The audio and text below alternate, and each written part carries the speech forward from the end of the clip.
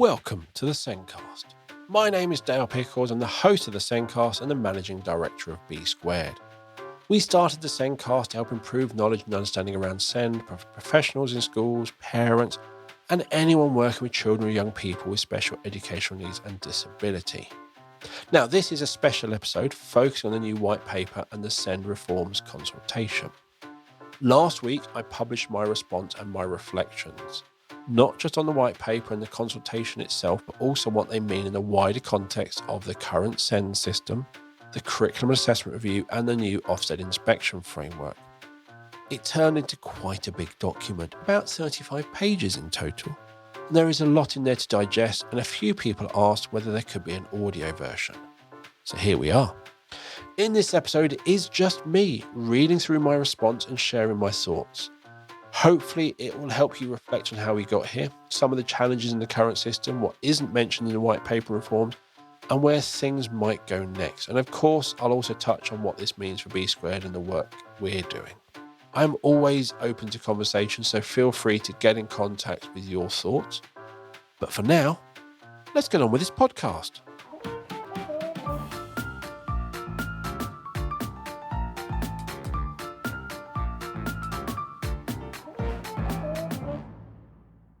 Section 1.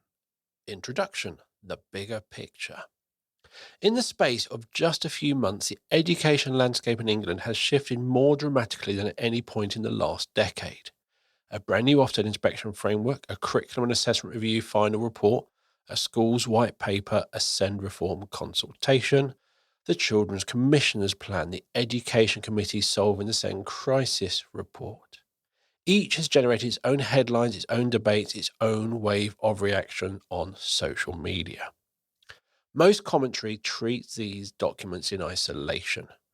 People respond to the Send reform without fully reading and understanding the white paper or adding the context of the curriculum and assessment review. They critique the curriculum and assessment review without connecting it to the Ofsted framework. They engage with the specialist provision packages without understanding the funding context. And in doing so, they miss the most significant thing about what the government is trying to attempt. These documents are not separate initiatives. They are connected parts of a single, coherent reform programme, the first generally joined-up attempt in a generation to fix a system that everyone has acknowledged is broken. In this document, or this podcast, I argue that you cannot understand any one of these reforms without understanding all of them. The Ofsted framework creates the accountability that makes schools change their practice. The curriculum and assessment review creates the space in the curriculum for that change to happen. The white paper restructures how schools are organised and supported, and the Send reforms redesigns how children's needs are identified and met. Pull any one of those threads out and the fabric unravels. I write this as someone who has spent 25 years working with schools across the UK, seeing the Send system from every angle. I am the managing director of B Squared, a company that provides assessment software and professional development for schools supporting pupils with Send. I am the host of the Sendcast, now with over 290 episodes and more than 500,000 downloads, where I have spoken to hundreds of practitioners, leaders, parents, and policymakers about what works and what doesn't.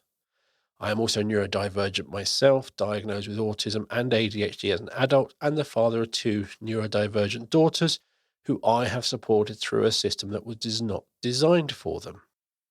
I try to approach these reforms with empathy for everyone involved. The government is trying to fix a system that has been failing for years, under enormous financial pressure, with every decision scrutinised before the detail is even published. Schools are exhausted, under-resourced, and being asked to change while still delivering for the children in front of them. Parents, particularly those who have been already failed, are terrified that reforms mean losing the protections they fought years to secure. Everyone has legitimate concerns. Everyone is acting from their own experience of a system that has let them down in different ways.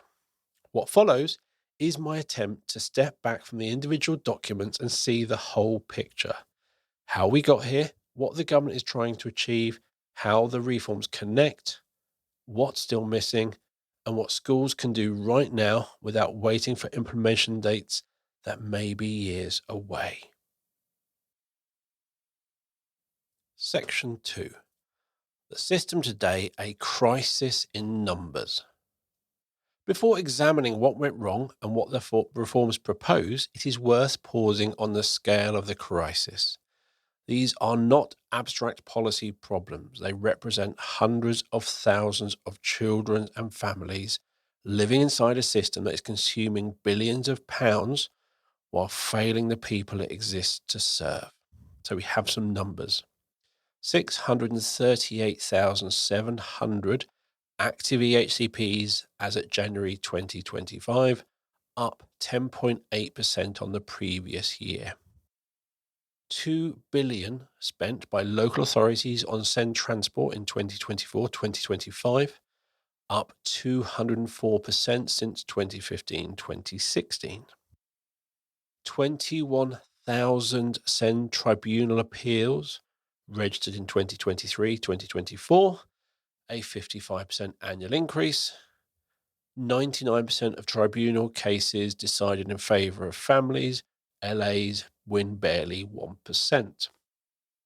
200 to 350 million estimated annual public spending on send legal disputes. And 46.4% of new EHCPs issued within the 20-week statutory timeframe in 2024. The collective high needs deficit across local authorities has reached crisis point. The Office for Budget Responsibility projected it could reach 14 billion by 2028.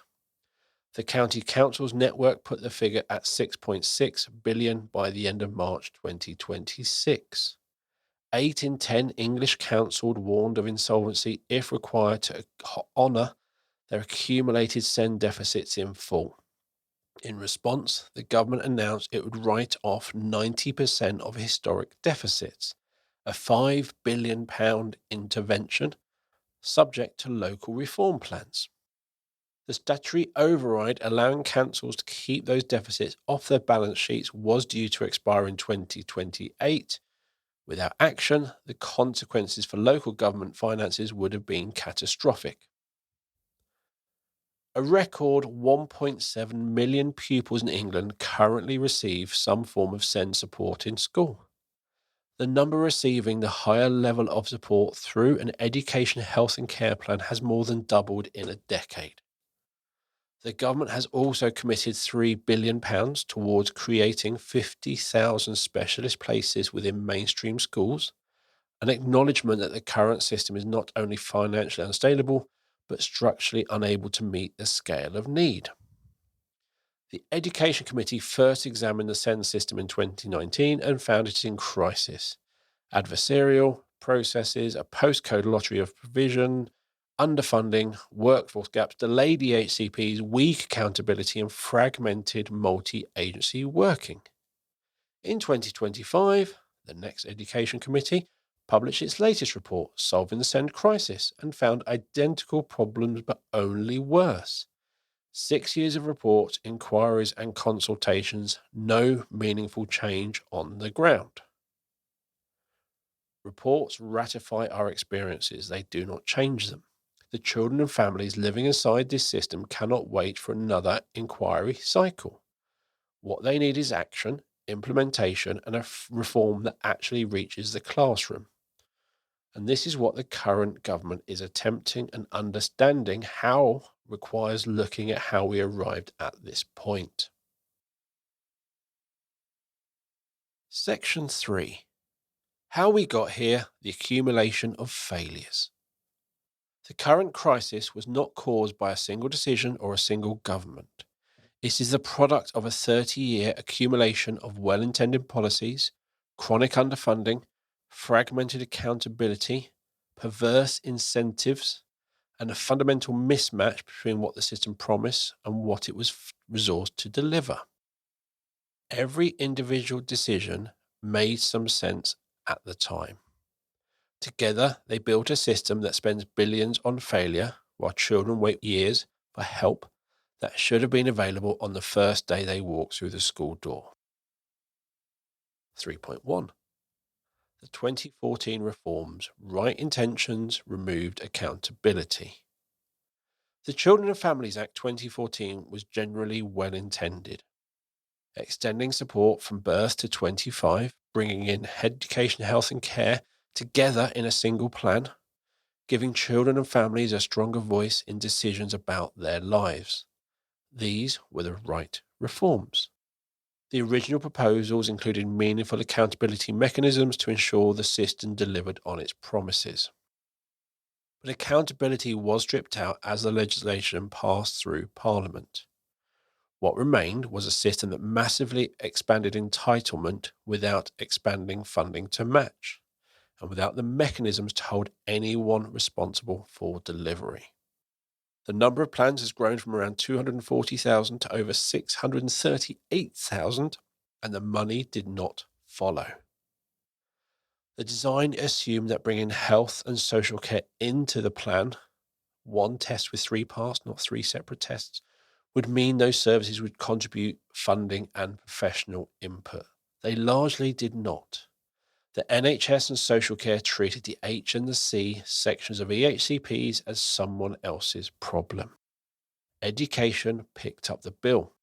So from day one, the 2014 system promised more than it could deliver, and the gap between entitlement and resource has been widening ever since. The Sen Tribunal was designed as a last resort safeguard for families, a backstop when the system failed. Instead, it has become the standard process. Parents learn that the local authorities would say no unless challenged. Local authorities learned that many parents would accept no, so it was financially rational to refuse and only concede when forced. The whole system became adversarial by design, 2 sides fighting over resources rather than collaborating around a child. 3.2. Austerity and the dismantling of early intervention. The 2014 reforms launched into a landscape where local authority budgets had already been cut by roughly 40% in real terms since 2010. The early intervention services that were supposed to prevent children reaching crisis, children's centres, early year support, community health visitors, school nurses, youth services, CAMS capacity, were all being stripped back at exactly the moment the new system needed them most. You cannot build a system that relies on early identification and multi-agency working, then defund the agencies that were supposed to be identifying and are working together. The result was entirely predictable. Children were not identified early, their needs escalated, and by the time anyone noticed, the only option the system offered was an EHCP. Early intervention was not just reduced, it was dismantled at precisely the moment it mattered most. It is encouraging to see children's centres returning. They were a critical part of the infrastructure that was lost, and their absence left families without support at the earliest and most important stage of their children's development. 3.3. Academisation and the fracturing of local systems. The academisation of schools fundamentally changed the relationship between schools and local authorities. Before academies, maintained schools sat within an LA structure that at its best provided shared SEND support, advisory teachers, specialist outreach, educational psychologists, and behaviour support teams. Academies and trusts operate outside that structure. Some trusts built excellent SEND provision internally, many did not. And local authorities lost the ability to coordinate, quality assure, and support schools that were no longer under their authority. Some authorities did adapt well, but many others did not. The result was a patchwork where some schools had strong SEND practice and others almost had none, with no mechanism to ensure consistency. The same child with the same needs would receive entirely different levels of support depending on which school they attended. Same postcode, different head teacher, different outcome. There is a deeper question about what academisation did to the relationship between schools and their community. Trusts created standardized identities. Schools must use correct PowerPoint colors, consistent branding, strict uniform policies, and student expectations displayed at the front of every classroom. Someone put it powerfully on the podcast: is the school part of the community, or is it simply put in the center of a community and the community stops when you enter the school? When we talk about belonging, a word that appears throughout the current reforms, this question matters. A child belongs to a community. If their school's identity is defined by a trust headquarters somewhere else, with standard fonts and standard policies and standard display boards, where is the space for the child whose needs do not fit the standard? 3.4. The assessment catastrophe: levels, P levels, and below. This is perhaps the least discussed and I feel the most damaging change of the past decade. It sits at the root of the EHCP crisis, a failure of the graduated response and the inability of schools to support children with SEND effectively.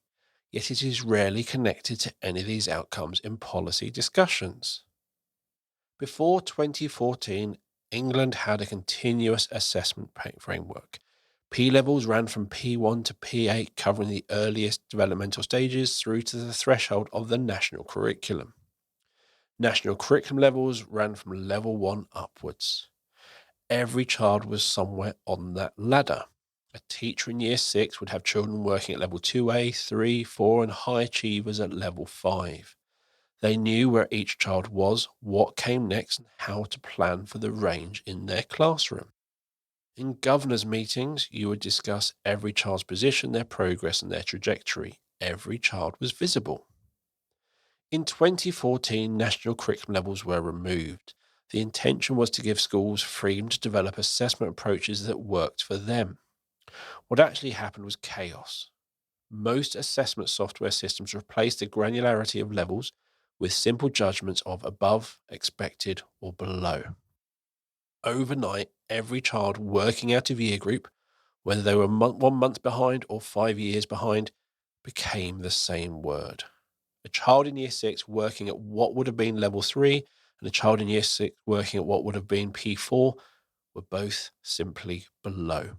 All specificity gone. All ability to show progress gone. All ability to plan appropriate next steps from the data gone. I hate the term below.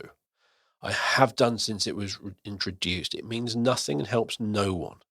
It does not help a teacher understand needs or what learning outcomes are appropriate. It is a nightmare when trying to secure additional support. Where is the child working? Below. What does that mean? For a child in year 6, they could be working anywhere from a developmental age of a few months to the end of year 5. Below does not tell you. It essentially says you do not matter enough for us to know where you are.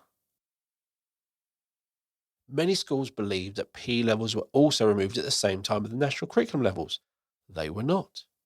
P levels survived until 2018, but the widespread confusion meant schools began abandoning them early, leaving schools working below national curriculum in a complete assessment vacuum even before the formal removal. Then the Rochford Review, 2016 to 2018, formally removed P levels and introduced 2 replacement frameworks. The engagement model covers children working approximately P4 and below, or around 18 months developmental age, but the engagement model contains no skills, no knowledge, no progression steps. It is a way of looking at engagement. It is not an assessment framework. Schools just have to report how many children are on the engagement model when submitting SATs data. Beyond that, it provides no structure for understanding or evidencing progress. It was a tick box exercise, something the previous government could point to as having done something for the most complex pupils while doing almost nothing.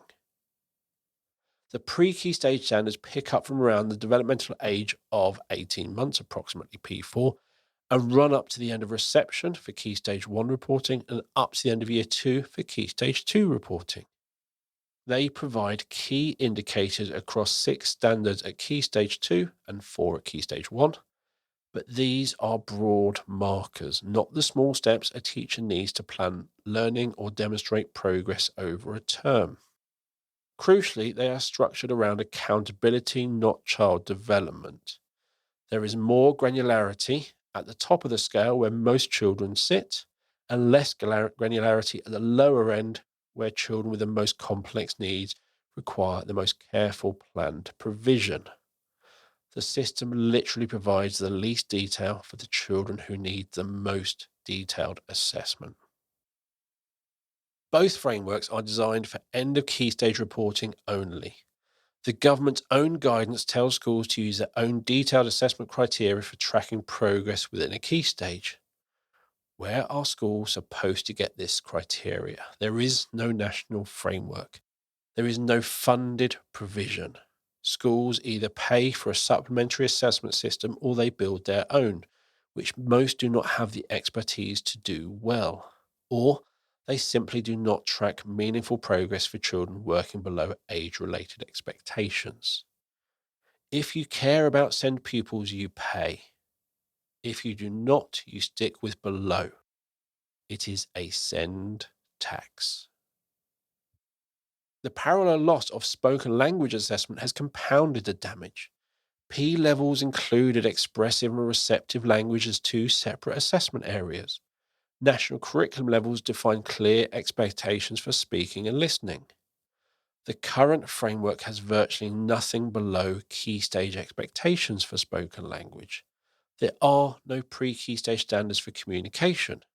For a child who is nonverbal or preverbal or has significant speech and language difficulties, the National Assessment Framework simply does not see them.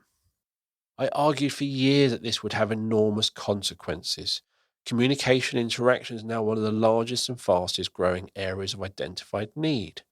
The Curriculum and Assessment Review is urgently trying to embed oracy across the curriculum, trying to solve a problem that the assessment changes of 2014 to 2018 helped create by making spoken language visible in the data. How below broke the graduated response. The damage extends far beyond assessment itself. Consider what happens in practice. A SENCO identifies a child struggling with writing. They know the child is struggling because the child cannot do what the rest of the class is doing. But they do not know what specifically the child cannot do because their assessment data just says below. They do not know whether the problem is fine motor control, letter formation, phonological awareness, composition, sentence structure, grammar, stamina, working memory, or the child simply not having anything they want to say. So the Senko goes and asks colleagues for writing intervention. Not a writing intervention to support composition for a child working at early year one, but just a writing intervention. They get 20 recommendations, they pick one, they run it for a term. It might target handwriting fluency when the actual problem is composition. It might be pitched at year three expectation when the child is actually working at early year one.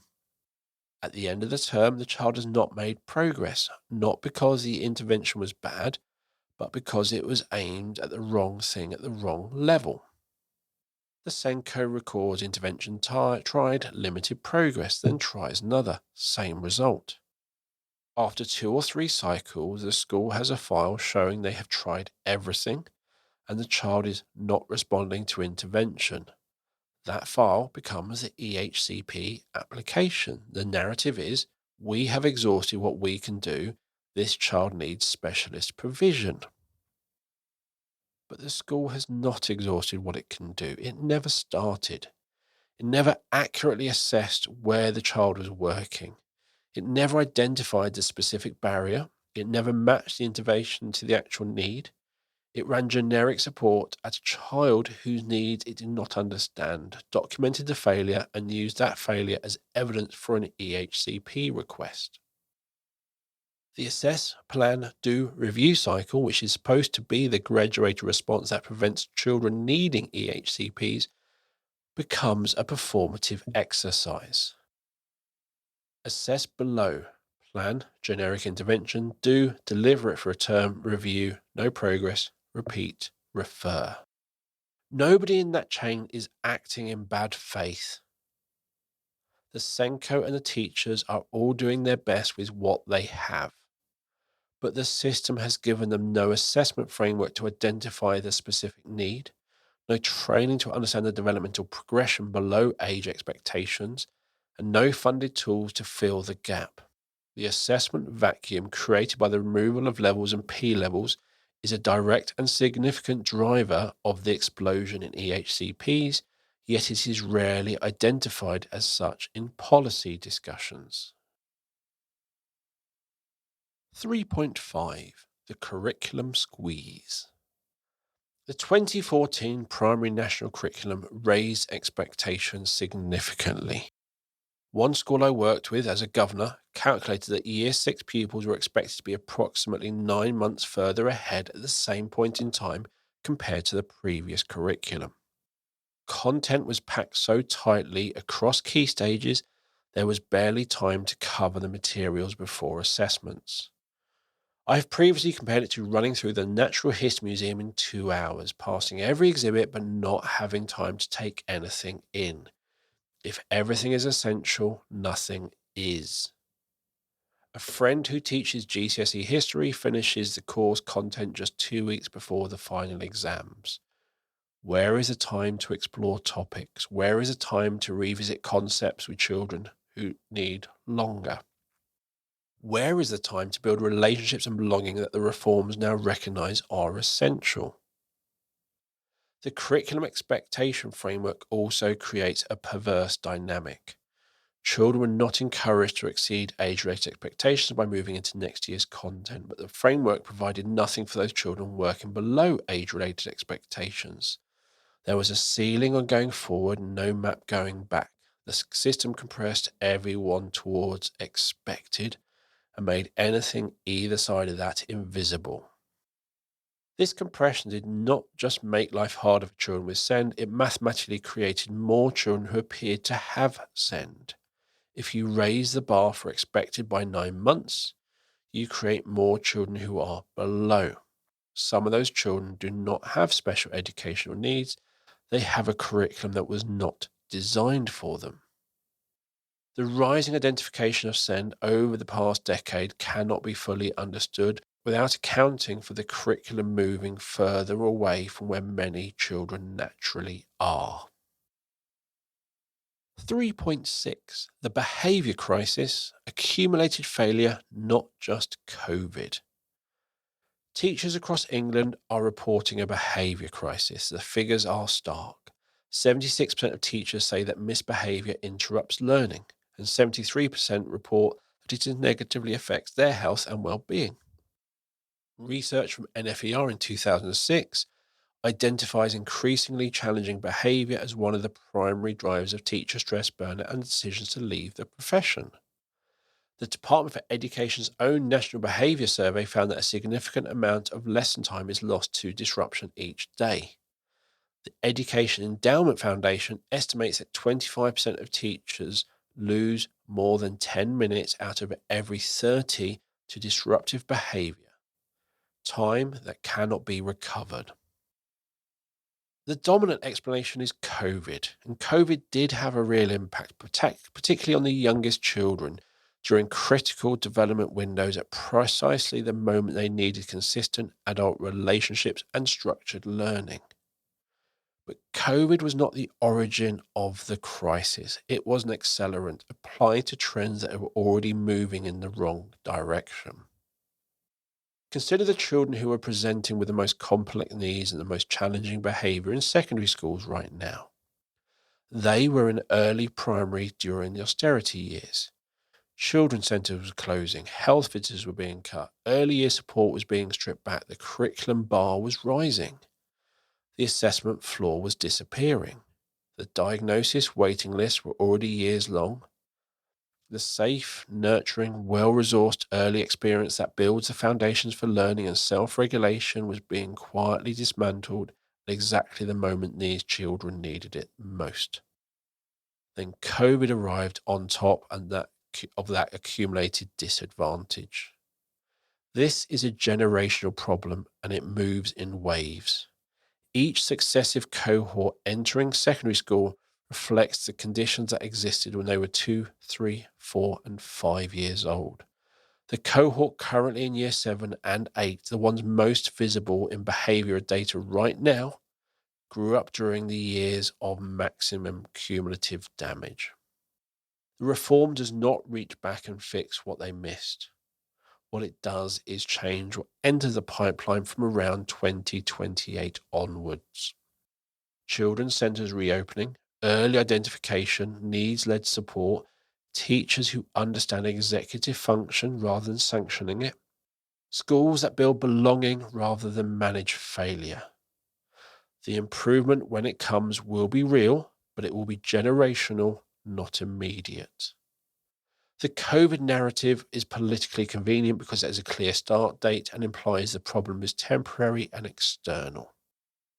Honest story that a series of domestic policy decisions between 2010 and 2016 created the structural conditions for this crisis is more complicated, implicates previous governments of both parties, and requires a longer, less satisfying answer. But it is the true one. Until it is named clearly, we will keep misunderstanding both the scale of what has happened and the timeline on which it can be addressed. 3.7 Accountability and perverse incentives. League tables, Progress 8, and Ofsted judgments based heavily on attainment data created environments where children with SEND were a risk to the school's numbers. Some schools did not want to send children because they could affect results. Off-rolling, managed moves, reluctant to place children on the send register, telling parents we cannot meet their needs, you should look elsewhere. All of these behaviours were rational but unethical responses to an accountability system that punished schools for having complex children. The system measured what was easy to measure and ignored everything that actually mattered about whether a child was thriving. It valued attainment to age-old expectations above all else. A child who moved from a developmental age of 2 years to a developmental age of 4 years showing extraordinary, life-changing progress was invisible in the data, still below, still dragging down the numbers. 3.8 The diagnosis as gatekeeper culture. Over the past 2 decades, a damaging culture has emerged where diagnosis has become the gateway to support. Teachers are not psychologists and cannot diagnose has become one of the most repeated phrases in discourse on social media. It is technically true and completely misses the point. Nobody is asking a teacher to diagnose autism or ADHD. But a teacher who has a child in their classroom who cannot sit still, cannot filter sensory input, struggles with transition and melts down every afternoon, does not need a clinical diagnosis to put a wobble cushion on their chair, give movement breaks, prepare them for transitions, and seat them away from the flickering light. That is not a diagnosis, that is teaching.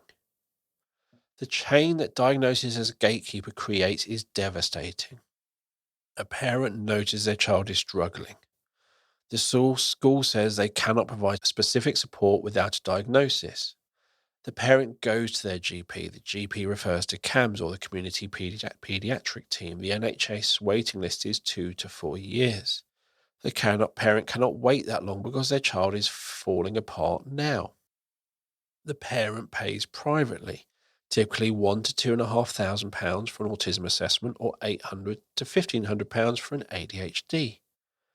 Then they bring the diagnosis back to school. That school puts the child on the SNE register. Then the EHCP process begins.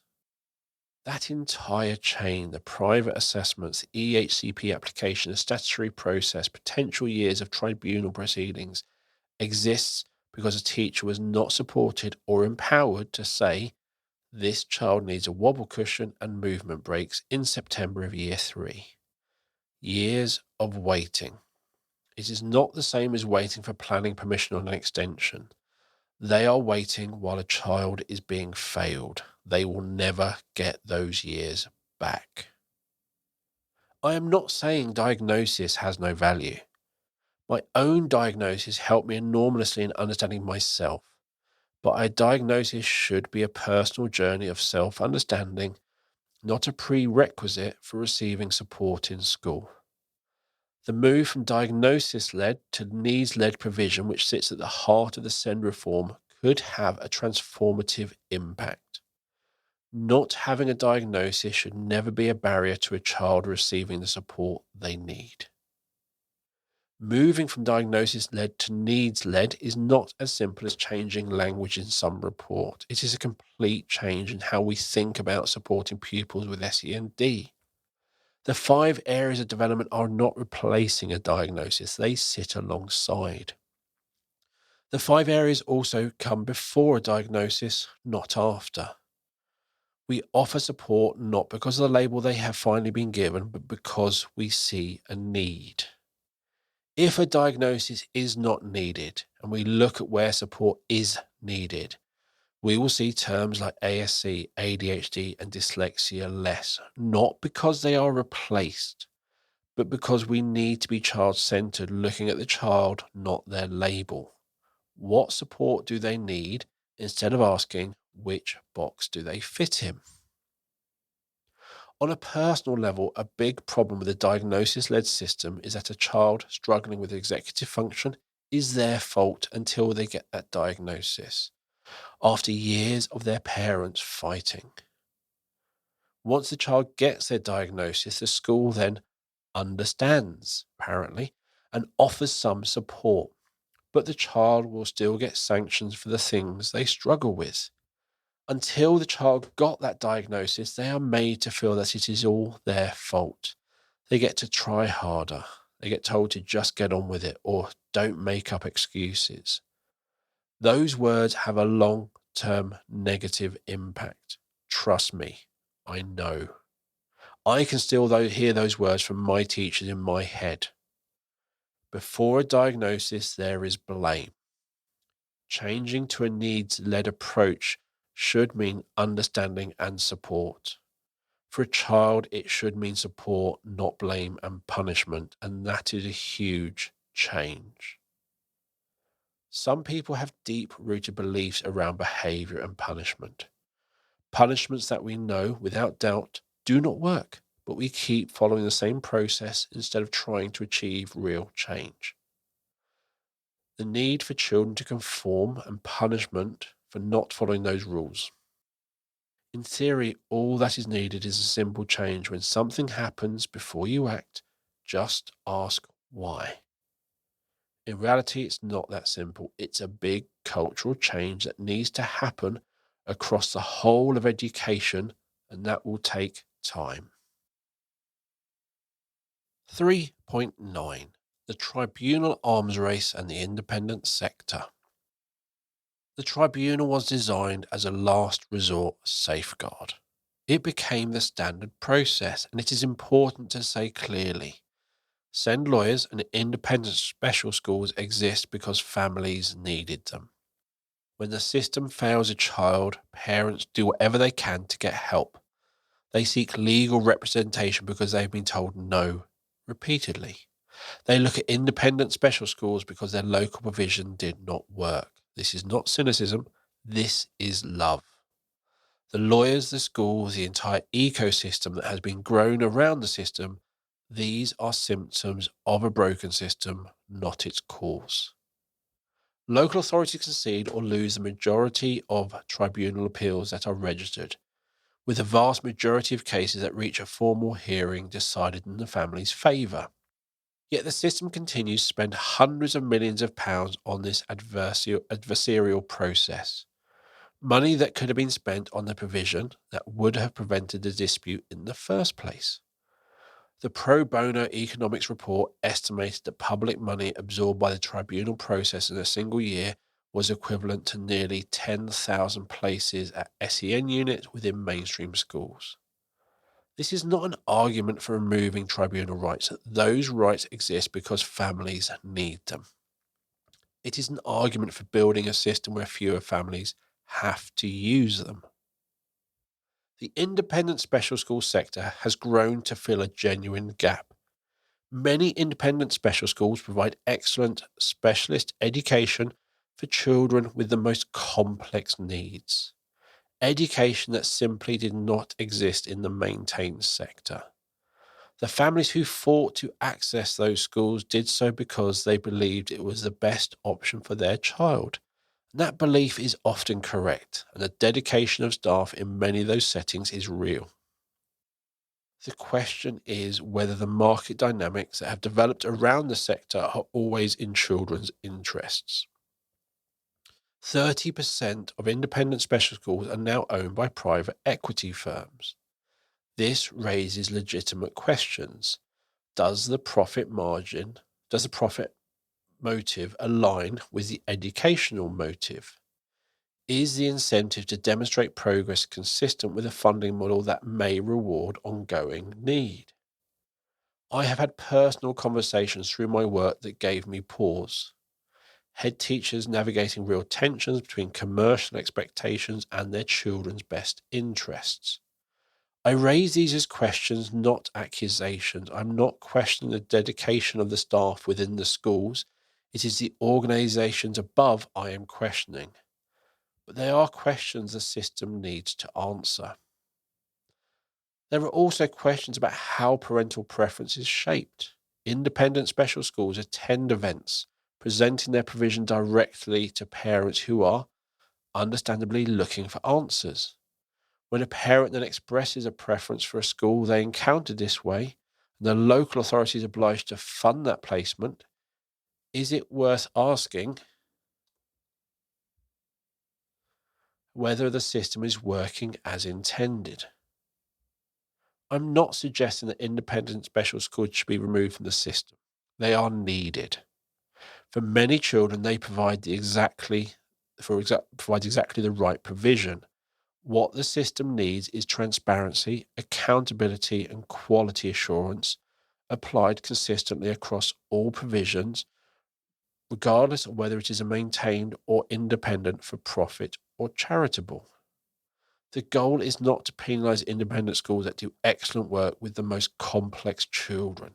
It is to ensure that public money, money that belongs to children, is spent in children's interest, whoever is delivering the provision. Is the lack of new maintained schools down to academisation? Yes, I think it is a big factor. Local authorities cannot open new schools. The authority identifies need and applies for funding. If approved, the school will open as a free school, but it must be run by an academy trust. They need a trust to volunteer to run the school, but many trusts don't want to run special schools due to the complexity and costs. If the government wants to reduce the number of independent special schools, they need to make the process of opening a special school easier and attract trusts to run them. The government cannot target and attack independent special schools when there is no alternative to the problem the previous government created. 3.10 Health withdrawal and system fragmentation. CAMS waiting lists are measured in years. Community paediatric referrals stretch to similar timescales. Speech and language therapy, occupational therapy, and other services have been cut or restructured repeatedly. Schools and parents cannot access the professional input children need. So unmet health needs become education's problem. A child with untreated anxiety becomes a school attendance problem. A child with undiagnosed speech and language difficulties becomes a behavior problem. A child with unmet sensory needs becomes an exclusion. Education has been left holding the consequences of health system failure without the tools or funding to address root causes. Nobody owns the whole system. Education sits with the Department for Education. Health sits with the Department of Health and Social Care and NHS England. Social care sits with local authorities under MHCLG oversight. Funding comes from different pots with different rules and different accountability structures. The joint commissioning has been aspirational at best. In most areas, the multi-agency work in the 2014 Act depended on simply did not happen because there was no single point of accountability. A child could fall between education, health, and social care, with each agency pointing at the others while nobody actually helped the child. 3.11 Media, social media, and the amplification of anger. Overlaying all of these systemic failures is a media and social media environment that amplifies anger, rewards the fastest and most extreme reactions, and punishes nuance. A news article about the government stripping support from vulnerable children gets more clicks than a balanced analysis of the trade offs in a consultation document. Social media platforms reward engagement, and anger drives engagement. The more people who are upset, the more links are clicked, and the more advertising revenue is generated. The result is the most thoughtful voices, the people trying to understand the intention behind a policy before reacting, trying to see the problem from multiple perspectives, are drowned out by those who have already decided it's a disaster before reading the document. Nuance doesn't get followers. This makes the government's job harder, makes parents more frightened than they need to be, makes teachers feel attacked from every side, and makes productive dialogue about generally difficult trade offs almost impossible. 3.12 Not one big failure, lots of failures. What got us here is not one catastrophic decision. It is a 30-year accumulation of changes that each made some sense in isolation, but interacted in ways nobody planned for. The 2014 reforms expanded entitlement without funding. Austerity removed early intervention. Academisation fragmented local systems. The removal of levels and P levels destroyed the assessment foundation. The curriculum was packed too tightly. Accountability incentivized exclusion. Diagnosis became a gatekeeper. The tribunal became the norm. Health withdrew. And media amplified every failure while making constructive response harder. Every one of these changes impacted the others, creating cascading effects that no single policy could address. This is precisely why the current government's joined-up approach matters so much, and why understanding the connections between the reform documents is essential to understanding whether they can succeed. Section 4. What the government is trying to do. The Connected Reform Programme. For the first time in a generation, a government is attempting to move all the pieces simultaneously. Not a SEND review in isolation, not a curriculum reform without considering accountability, not an inspection framework disconnected from what schools are being asked to do. The Ofsted framework, the curriculum and assessment review, the schools white paper, and the SEND reform consultation are being developed in parallel by teams that are talking to each other, aiming at the same vision of what a school should look like and what a child's experience should feel like. Whether they succeed is an open question, but the attempt itself is significant because it acknowledges something that previous governments refused to accept.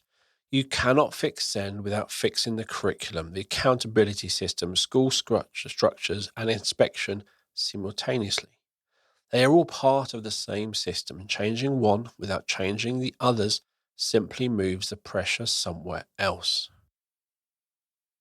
4.1 The Ofsted Inspection Framework, the enforcement mechanism. Of all the reform documents, the new Ofsted Inspection Framework is the one that will have the most immediate impact on our children's daily experience, because it is the only one that is already live. Reports do not change classrooms. Consultations do not change classrooms. White papers do not change classrooms. An inspector walking into a school and asking, "Show me progress from starting point for this child," changes classrooms. That single question makes below unacceptable as an answer. The school can pull up a developmental profile showing where a child was in September, what they have achieved since, and what they are working towards can answer that question. The school that has below in their system has nothing to show. The framework's stronger focus on inclusion, on how schools support pupils with SEND, and on demonstrating progress for disadvantaged pupils, including those with SEND from their starting point, is the most important thing that has happened for SEND children in years. Not because it creates new requirements, but because it creates consequences for not meeting them. For 11 years, schools have been able to use below without challenge. That era is ending. This matters because it creates the demand signal for everything else. Schools now need assessment systems that can show progress from starting point for every child. They need teachers who understand developmental progression below age related expectations. They need intervention strategies matched to specific identified needs rather than generic programs aimed at vague labels. The Ofsted framework does not tell schools how to do these things. It tells them they'll be asked to demonstrate them. That is more powerful. 4.2 The Curriculum and Assessment Review Creating Space. The Curriculum and Assessment Review final report, chaired by Professor Becky Francis, takes an approach of evolution, not revolution. It maintains the existing subject architecture and keeps GCSEs and A levels at the backbone of the system.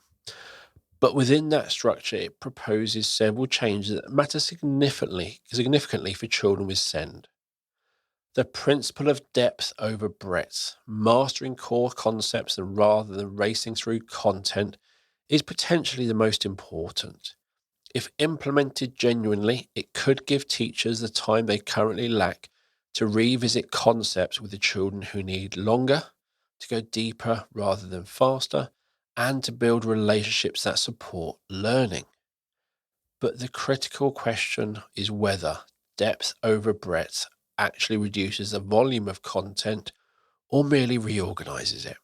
If schools still cannot finish the curriculum before assessment season, nothing has changed. The embedding of oracy across the curriculum is welcome and long overdue. Speaking, listening, and communication, including augmentative and alternative communications, are foundational skills that underpin everything else. But oracy is a skill that requires practice and confidence building, not rote learning. It cannot be tested in an exam hall. But if there's no assessment framework for oracy and the government continues to measure what it values through written examinations, there is a real risk that oracy becomes a token addition rather than a genuine priority. If the government values only what it can measure or measures only what it values, I worry oracy will be a sideline. The scrapping of EBAC as a standalone performance measure is a positive step. Evidence shows that it constrains subject choice, push disadvantaged and send children into subjects who are likely to fail, widen the attainment gap, and contributed to the decline of creative subjects. Its removal, combined with reforms to Progress 8 that give creative subjects parity with language and humanities, should help broaden the curriculum experiences for many children. My biggest disappointment with the review is assessment. GCSEs remain as the principal assessment method, with written examinations defended as the fairest and most resilient to generative AI. This means exam-only assessment will continue till at least 2042 when the next holistic review is scheduled. For neurodivergent children for whom the exam environment itself is a barrier to demonstrating their knowledge, this is a failure. I have two neurodivergent daughters, and supporting them through their GCSEs was heartbreaking. The anxiety, the stress, the sheer hostility of the environment. With 1 in 5 pupils now neurodivergent and daily headlines about failing certain learners, the review has missed an opportunity that will not return for 15 years. There are other assessment methods, coursework, portfolios, teacher assessment, creative projects that are equally valid. Wales already uses adaptive reading and numeracy assessments for every pupil from year 2 to year 9, designed for feedback and progression rather than accountability. Universities are redesigning assessments around authentic tasks, digital methods, and student choice. Meanwhile, England's school system doubles down on a 20th century assessment model for 21st century learners. It appears the phrase "send is not a bolt-on" applies everywhere except GCSEs. 4.3 The School's White Paper Restructuring How Schools Operate. The school's white paper restructures the organizational landscape within which schools operate. School groups, collaborative working, shared resources, a focus on belonging and inclusion as expectations rather than aspirations. These create the structural conditions for the SEND reform to function. The concept of school groups, clusters of schools sharing SEND resources, expertise, and funding is central to making the targeted and targeted plus support layers work. If a single primary school cannot afford a speech and language therapist, but five schools in a group can share one, the provision becomes viable. The experts at hand model depends on this collaborative infrastructure. The risk lies in implementation. If a school group becomes another layer of administration without genuine resource sharing, they add bureaucracy without benefit. If trusts treat them as an extension of their own structure rather than genuine and collaborative partnerships, the community centered approach the reforms need will be undermined.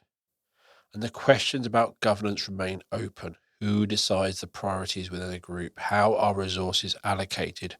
What happens when schools disagree with the local authority? 4.4 The SEND reform redesigning how needs are met. The SEND reform consultation proposes the most fundamental restructuring of support for children with SEND since the 2014 Act. At its core is a layered system, universal provision in every classroom, targeted support for children who need more, targeted plus for those with greater complexity, and specialist provision through EHCPs for children with the most significant needs. Individual support plans would replace the lower end of EHCPs, providing a documented but less bureaucratic framework for recording needs and provision. Experts at hand are specialist professionals available to schools without requiring an EHCP process, would bring expertise closer to the child earlier. Standardized EHCPs with a national data spine would reduce inconsistency and the postcode lottery. Phase-only reviews rather than annual reviews would dramatically reduce the administrative burden on schools and local authorities. The 7 specialist provision packages, currently just recommendations, are still in development, but they represent a significant attempt to bring national consistency to what has been a wildly inconsistent system. The government acknowledges that children may need elements from more than one package, and that list is indicative and likely to change. There are legitimate questions that need answering as these packages are developed. Why 7? What is the evidence base for this particular taxonomy rather than another? Where do children with complex speech, language, communication needs without a learning disability sit? The child who is bright but cannot access a curriculum due to a significant language disorder. Where does a child with significant dyslexia difficulties fit? What about children with complex medical needs whose primary barrier is physical health rather than learning? For the 2 packages built around social and emotional development, how does the system handle a child who presents with both externalizing and internalizing behaviors at different times? And crucially, autism and ADHD feature within packages as descriptors rather than as primary categories. For many families, those identities are central to how they understand their child. What does that mean for their relationship with the new framework? These are not reasons to reject the packages. They are drafts, and the government has been explicit that they will be developed with professional and parental input under an independent expert panel. But they are questions that need clear answers before the framework is finalized, and the consultation is the right moment to ask them. These packages are changing the language from diagnosis led to needs led, and this is a big change, and a student with autism could fit under multiple packages. Some children have co occurring conditions, they could have autism and ADHD. And this is where needs led starts to make sense. The more diagnoses a child has, the less the individual diagnoses matter, and the more their needs matter. How do they present? What do they struggle with? What areas need support? For parents of children who already have EHCP, the transition is understandably frightening. These are families who have learned through bitter experience that without legal entitlement backed by tribunal rights, their child gets nothing. Asking them to trust a new system is asking them to trust the same institution that has already let them down. This is not irrational behaviour, it is learned behaviour. I believe the government understands that existing EHCPs will need to be maintained and that the new system must prove itself before these check protections are changed. But the communication around transition could be much clearer and the fear is real. The biggest unanswered question is funding. The consultation talks about targeted support, school groups, pooled resources, experts at hand, but provides almost no detail how the money works. The notional £6,000 budget, which has been the foundation of SEND funding in schools, is going. The practice of schools having to account for all the spending around SEND with costed provision maps is going. Schools will apparently receive more funding, ring-fenced and protected, but we will be expected to do more with it. The details of around how much, who decides, and what it's based on is absent. And in these documents, what is often not there is as important as what is. 4.5 Mental health support for all children. One passage in the consultation document stands out to me personally. It describes how all settings should support children's mental health needs, whether or not they have identified SEND. And that word whether does enormous work. It means schools cannot say they are not on the SEN register, so it is not our responsibility. It means the neurodivergent child who's getting good grades but has not eaten in the lunchroom with other people for 2 years should still receive support. This is the hidden group, the children who are academically fine but struggling socially and emotionally and with their mental health. I was one of those children, both of my daughters were. The system has never seen them because they did not fail academically. And I believe the change from SEMH as an area of need to social and emotional as an area of development is linked to this change. That removal of mental health from this area is not saying mental health is not important, it is saying the opposite. Mental health is not an area of SEND, it is an area that all children and young people can struggle with and may need support. If this passage translates into practice without gatekeeping, it could be really transformative. Section 5. The hidden financial logic. The government has framed the reforms around better outcomes for children and increased investment. The 1.8 billion figure is prominent. What the government cannot say publicly, because it would immediately be framed as cutting SEND spending, is that the current system contains billions of pounds being spent on the consequences of failure rather than on supporting children. If the reforms work, those costs reduce dramatically, freeing money that can be redirected into the provision the reforms are designed to deliver. There is a big difference between saving money through cost cutting and saving money by not failing children, and it is the latter I feel the government is trying to achieve. 5.1 Transport. Local authorities spend almost £2 billion transporting pupils with SEND to school in 2024-2025, a figure that has risen by 204% since 2015-2016. The average cost per SEND pupil for transport is £8,000, £116 per year, compared with £1,526 for mainstream transport, roughly 5 times more. One local authority reported spending £145,000 per year on transport for a single pupil. Projections suggest SEND transport costs could reach £3.6 billion by 2030 if nothing changes. The primary driver is distance. Children are travelling further because their local school cannot meet their needs. It is important to be clear the children currently making those journeys will continue to need transport. This is not a saving that arrives on day one. The reform works as a pipeline. Fewer children entering the system requiring long distance specialist placement as local provision improves, while those already in that provision continue to be supported. But over 5 to 10 years, even a modest shift in where children are educated represents hundreds of millions of pounds redirected from transport to provision. 5.2 Legal costs.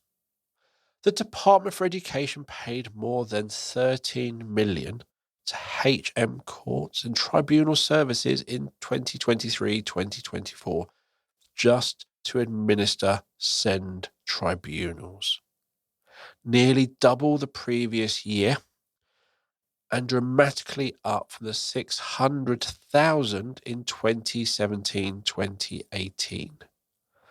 That is only the administration cost.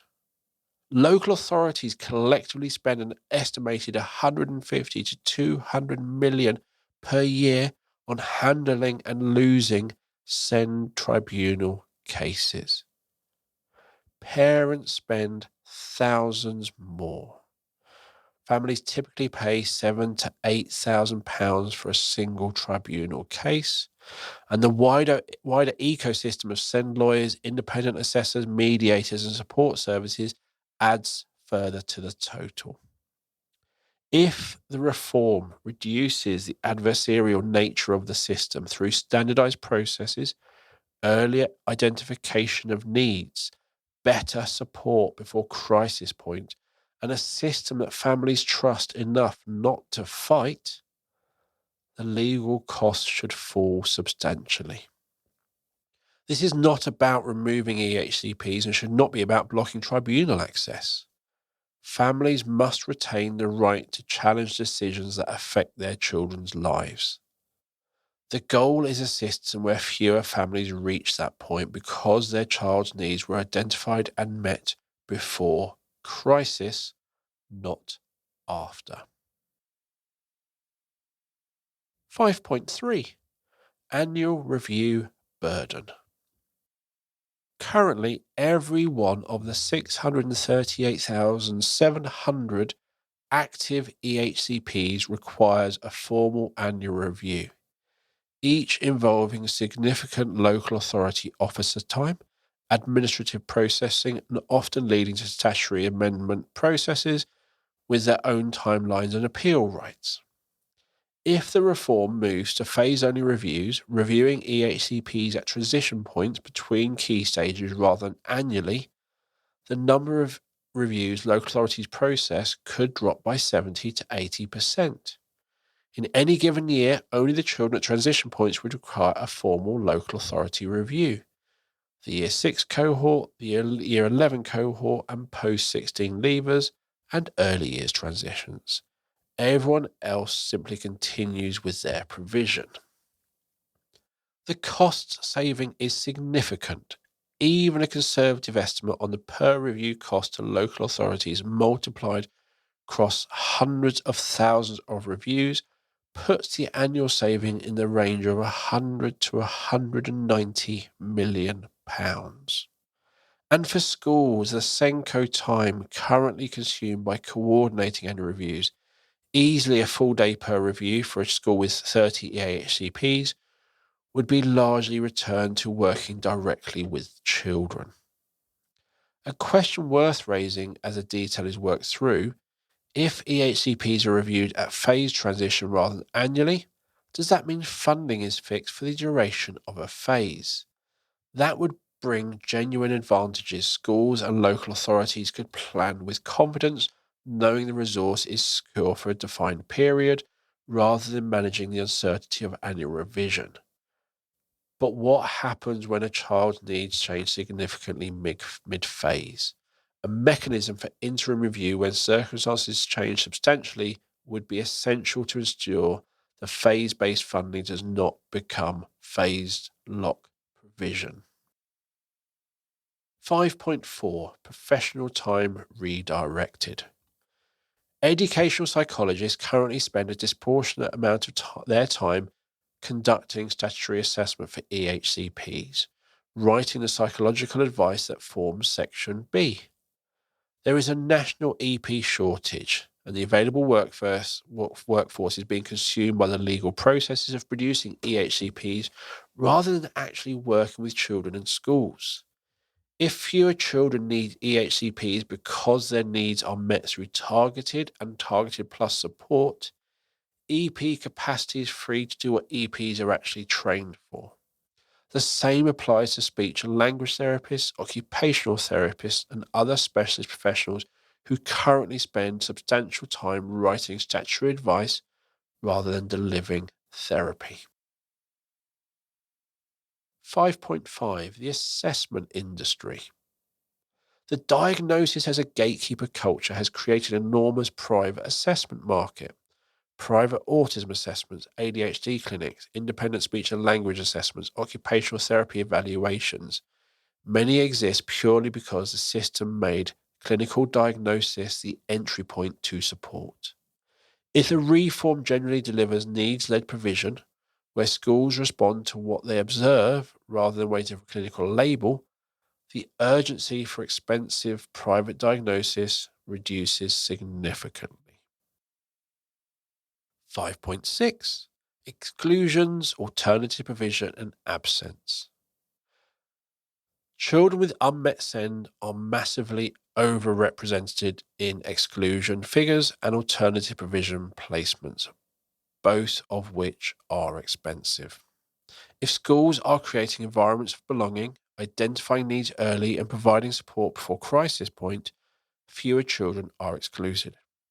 Every child who does not end up in a PRU because their needs were met in school represents a significant saving. Similarly, persistent absence, disproportionately driven by SEND-related factors including anxiety and unmet need, reduces when the school environment works for the child. 5.7. The total picture. Added together, the system efficiencies from the reform could potentially redirect well over £2 billion annually, money currently being spent on transporting children to distant schools, fighting their parents in court, processing paperwork that does not help anyone, and funding an entire parallel industry that only exists because the system is broken. The government cannot frame it this way. The moment they say this reform will save money, every headline reads government cuts SEND spending. So they talk about new investment. Let the savings accumulate as the system improves and will eventually announce the redirected funding as additional investment. Same money, different narrative. If the result is that the money ends up supporting children instead of funding lawyers and taxis, does it matter what they call it? As I said at the beginning of this section, there is a big difference between saving money through cost cutting and saving money by not failing children. And I really feel it is the latter that the government is trying to achieve. Section 6. What's still missing and what to watch. The direction of travel is right. The joined-up thinking is real. But significant gaps remain, and the success or failure of the entire program depends on how they are addressed. 6.1. Funding detail. The biggest gap in the consultation is funding. How does money flow through the school group model? Who decides how pooled resources are allocated? What replaces the notional £6,000? How is ring-fence funding calculated and distributed? What happens to funding for existing AHCPs during the transition? I know the funding will still be there, but how does the funding route change? Without detailed answers, schools cannot plan and parents cannot trust. 6.2. Curriculum content reduction. The principle of depth over breadth only works if the content is actually reduced. If the refreshed programs of study contain the same volume material repackaged under new headings, teachers will have no more time than they do today. For many children, this is the single biggest risk to the reform program. Everything depends on teachers having time for the children in front of them. We have to wait until spring 2027 to get the answer. 6.3 Assessment below age-related expectations. The SEND reform assumes that schools can identify children's needs, provide targeted support, and demonstrate progress. The Ofsted framework requires schools to show progress from starting point. But the National Assessment Framework below age-related expectations still does not exist in any meaningful form. The pre-key stage standards are too broad. The engagement model has no skill or knowledge content. The government's guidance still tells schools to find their own assessment criteria. The decision not to create a national assessment framework for this cohort, in my view, is a mistake and one with significant consequences for the reforms programme's success. I know that it is generally difficult. We have been doing it for 30 years, and there is always scope for improvement. The children working significantly below age rate expectations are an extraordinarily diverse group. A single national framework may not be achievable in a way that serves all areas, but the absence of a national framework leaves schools making it up, often poorly. I should be transparent about our position here. B squared exists to fill that gap.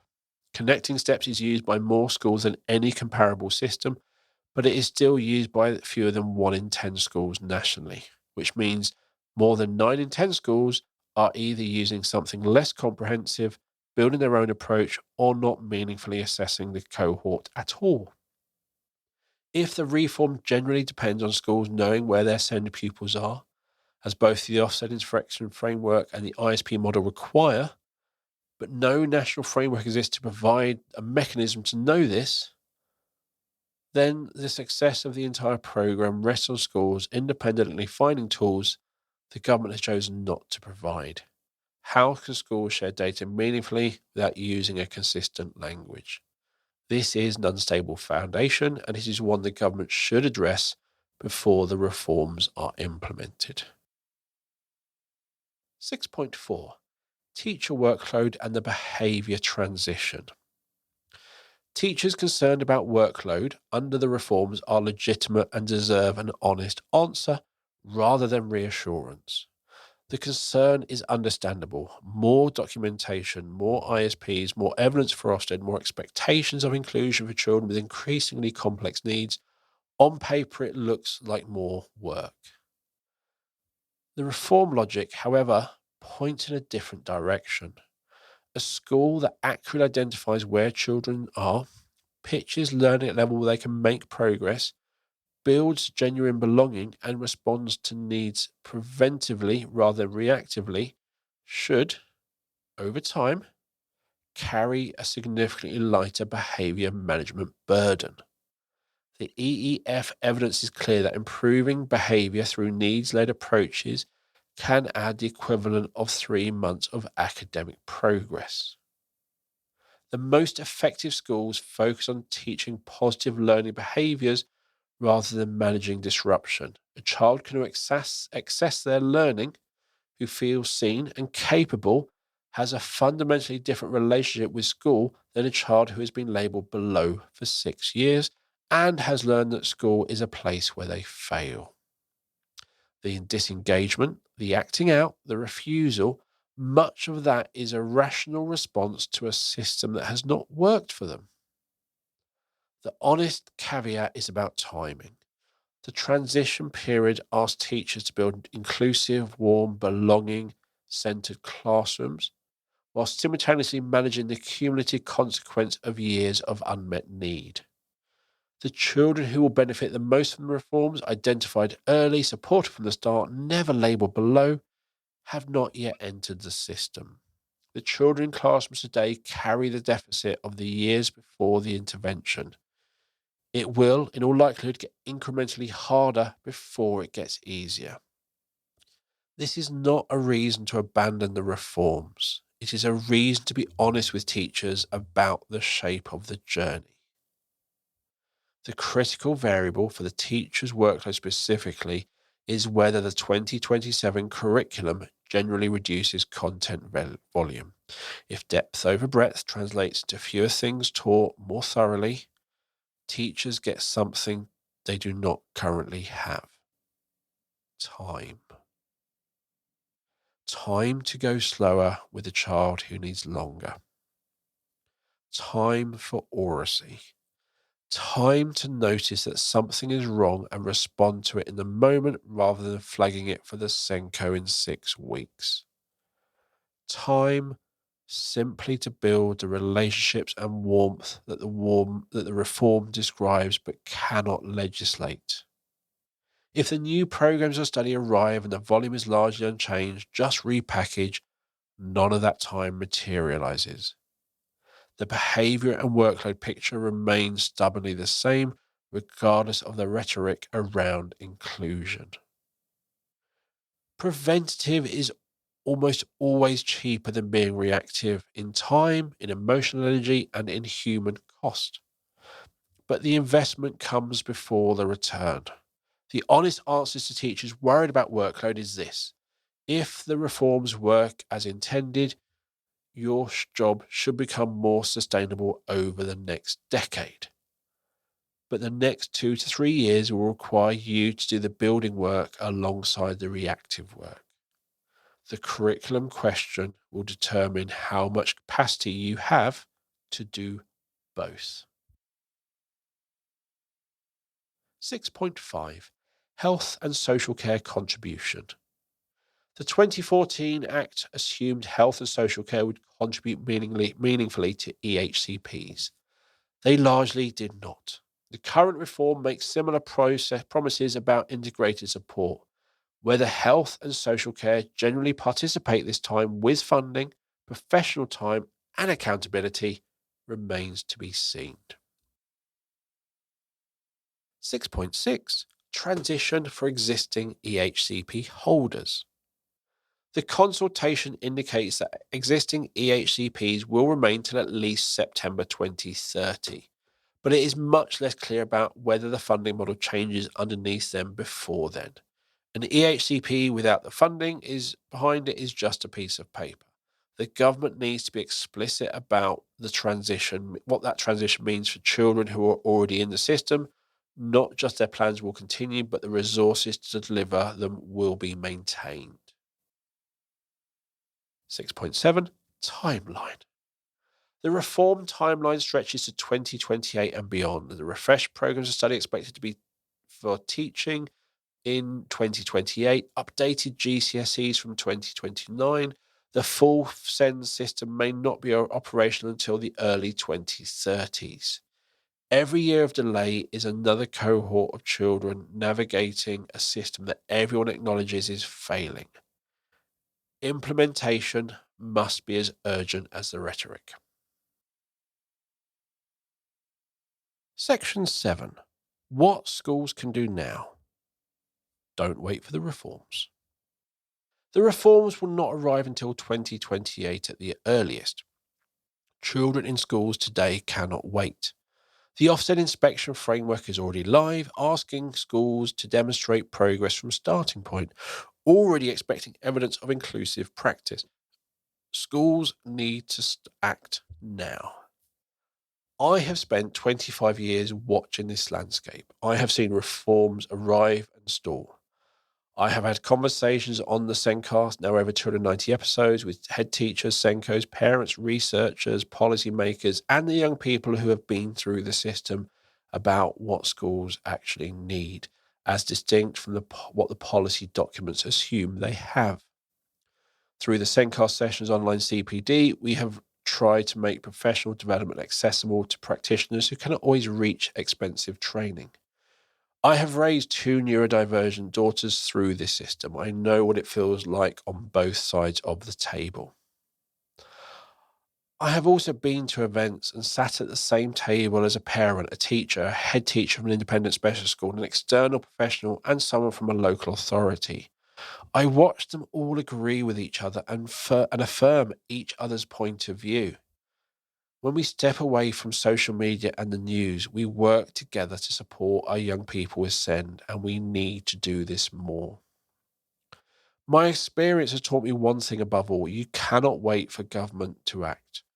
Children are in classrooms now. Their needs do not pause for consultation. Timelines are like many schools.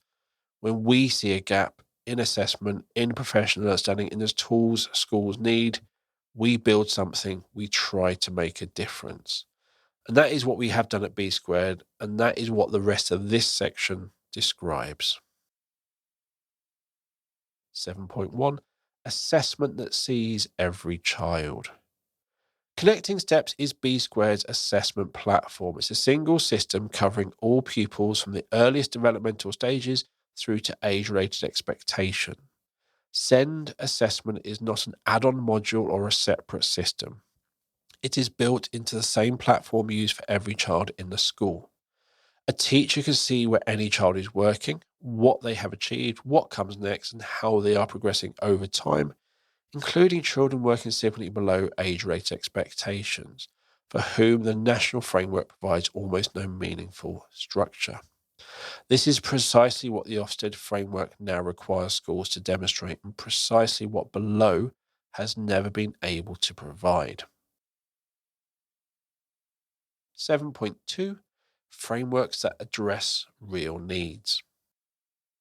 Our executive function framework has been in development for over 9 months in partnership with Victoria Bagnall, co-founder and managing director of Connections in Mind, an organisation that provides coaching, training and consultancy around executive function skills. Victoria has appeared on the Zencast to discuss executive function. The depth of that conversation was one of the reasons we knew this framework needed to exist. The starting point was simple but important. Children who struggle with executive function, with attention, working memory, managing impulses, planning and organization, are too often seen as behavior problems rather than learning needs. They are being sanctioned for skills they do not have or not yet developed. This framework helps schools identify where the child is with their executive function and respond with support rather than consequences. It was developed before the SEND reform named executive function as a key area of development. That the two arrived at the same moment was not coincident. It reflected where the field was heading. Our alternative provision framework is built around PDAM, the Personal Development and Assessment Model, developed by Philip Parker, an experienced education leader and founder of Inspired. Philip has worked with schools, alternative provision settings, and local authorities to develop an approach rooted in the realities of reintegration practice. The PDAM assesses progress across 5 domains: emotional self and identity, relationships and communication, thinking and achievement, society and citizenship, and personal management and independence. These are competencies that determine whether a child's return to mainstream education actually holds, whether the progress made in an AP translates into sustainable engagement back in school. Until now, there has been no structured, consistent way to assess them. The framework gives AP settings, schools, and local authorities a shared language for evidencing impact and understanding barriers to engagement. Our social, emotional, and mental health framework was developed in partnership with Richard Daniel Curtis, an internationally recognized SEMH expert whose work spans educational psychology and social care. Richard founded the Root of It group in 2013, has written 13 books on understanding and emotions and behavior. He was one of 3 experts brought in to write the mental health curriculum guidance in England, and his work has reached practitioners across 5 continents. Richard is the author of the Social and Emotional Skills Assessment, a tool for assessing the social and emotional development of children, which informed the design for this framework. The SEND reform rightly identifies social and emotional development as an area requiring support of whether a child has a formal SEND identification, and this framework gives schools the structure to do that work meaningfully rather than reactively. 7.3 Joined up data across settings. We are building the ability for schools to share pupil data seamlessly with alternative provisions so that when a child moves between mainstream and AP, the assessment information, evidence, and progress data travels with them automatically. No weeks of preparation, no information lost in transitioning. The schools see what the AP is achieving and vice versa. For schools working with multiple AP settings, this transforms continuity of support. We are also building multi-organisation analytics, allowing trusts, local authorities, family Senkos, and the new school groups to view send data across all their schools. A trust can see progress data for every child with send across all its school. A local authority can send children across all schools it works with. A school group can review its collective send picture. Schools can choose what to share and with whom, and as far as we're aware, no other system offers this flexibility. 7.4 Evidence and Family Communication. Eversense provides evidence of learning capture, a parental communication platform that builds the trust and collaboration within families that every element of the reform depends on. When parents can see what their child is doing, what they are achieving, and how the school is supporting them, the adversarial dynamic that drives so much of the current system's dysfunction begins to dissolve. 7.5 Professional Development. The Zencast, with over 290 episodes and more than 500,000 downloads, is the UK's leading Zen podcast, providing free, accessible professional development for teachers, Senkos, and school leaders. The Zencast Sessions online CPD offers structured training that schools can access immediately, because none of these reforms work without a workforce that understands how to implement them. 7.6 Planning and AI. Later this year, we'll be releasing our planning module supporting IEPs, ISPs when they arrive, and EHCPs. Powered by AI that understands where the child is in their developmental journey, the system will automatically identify appropriate next steps from the assessment data, bridging the gap between knowing where a child is and planning what they need to do next. This is the piece that connects assessment to action. This is where the graduated response has been missing. None of this is box ticking. We're not building these tools because a white paper told us to do this. We are building them because we talk to schools and watch the schools struggling without them, and we know what is needed. We will not wait for 2028. We will not wait for implementation dates. We will keep building because the children in classroom today cannot wait, and neither can we. Section 8. Conclusion. Cautiously hopeful. The current system is broken. That is not a controversial statement. It is the conclusion of every inquiry, every report, every review for the past decade. Nobody set out to build a broken system. What people intended and what the system became are two very different things. With so many organizations involved and a framework open to interpretation at every level, the gap between intention and reality was probably inevitable. I have discussed many of the factors that brought us here and left out many more that also played a part. What is different now is someone is finally trying to fix all of it at once, recognizing that the curriculum, the accountability system, school structures, inspection, and SEN provision are all part of the same system and must be reformed together. I am cautiously hopeful.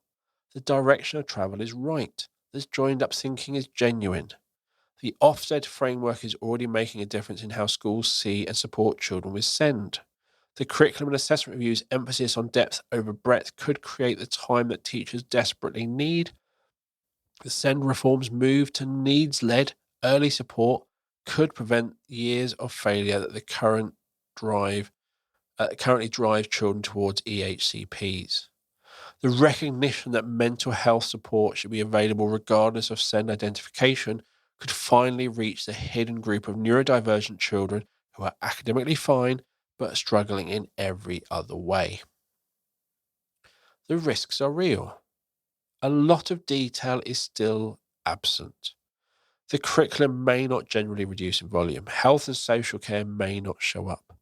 The timeline is long, and every year of delay is another cohort of children navigating a system that we all know is failing them. The assessment framework below age-rated expectations, a foundation on which I feel everything else depends, is still not addressed at the national level. For children already in the system, the EHCPs that their parents fought for years to secure, the transition must protect what they have. An EHCP without funding behind it is just paper. The government must be explicit on what continuity looks like, not just in words but in resources. For children entering the system in the future, there are genuine reasons for optimism. A world where a child's needs are identified and supported from the first day they walk through the school door, without years of waiting, without requiring a clinical diagnosis, without their parents having to become legal experts. That is a world worth building. The reforms describe it. Implementation will determine whether it arrives. How we respond as local authorities, trusts, leaders, teachers, parents, and external organizations is what will make it work. It is down to us to work together. But reports and consultations do not help children. Implementation does. And implementation depends on schools having the tools, training, and time to do what the reforms envision. Implementation requires cooperation, not blind obedience, but genuine working together, constructive conversations about what could work, not just declaring that it won't. That work does not start in 2028. It starts now with all of us. And that brings us to the end of this special Sendcast episode. I hope it helps you reflect on where the system is today and where it might go next. If, like me, you like a document to read through and highlight and make notes on, you'll find this document that I've just read through on the B Square website, and you'll find a link to that in the show notes to make it easier. You'll also find a link to the free Sendcast session briefing we ran with Kate Browning, where she took us through what the white paper and the Send consultation means. And you'll find a link to that on the show notes as well. And as always, you'll always find my email address and a link to book a meeting with me. I'm always open to feedback. I always like having these conversations. To me, it's really important to have those conversations. So please get in contact, share your thoughts, and all that information you'll find in the show notes, and you'll find those wherever you listen to the podcast or on the Sendcast website.